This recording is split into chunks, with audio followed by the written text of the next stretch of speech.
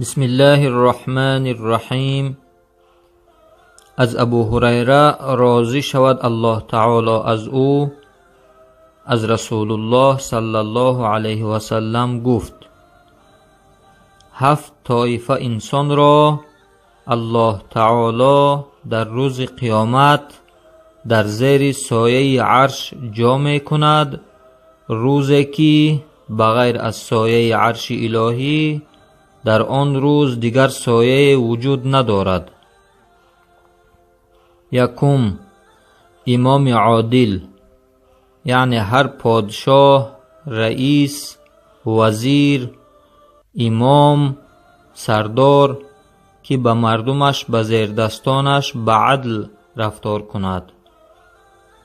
دوم، جوانی که در عبادت الله تعالی نشأ و نما یابد، یعنی با وجود شهوت داشتن، با وجود فسق و فساد، همیشه از ترس الله در عبادت الله مشغول است. سوم، مردی که دلش همیشه به مسجدها است، یعنی همیشه در 5 وقت نماز پایبند مسجد است.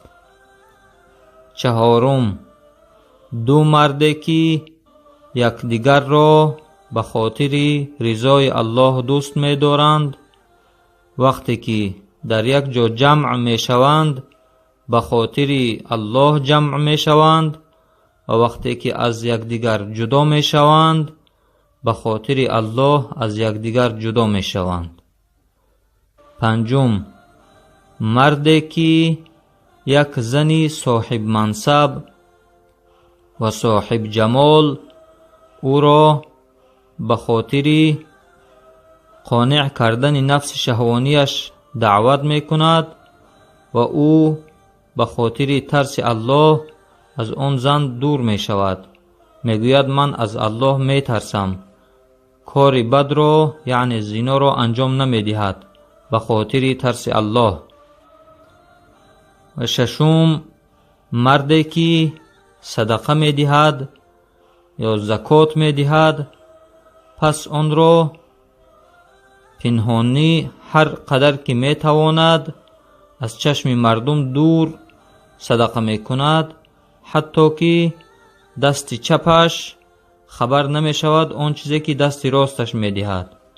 یعنی مقصد از این گپ این است که هر قدر که باشد صدقه را پنهانتر می دهد. و هفتم، مردی که الله را یاد می کند در تنهایی از چشم مردم دور، پس آبهای چشمانش از ترس الله می ریزند. متفق علیه، یعنی روایت امام بخاری و امام مسلم. و صلی الله علی خیر خلقه محمد و آله و اصحابه اجمعین.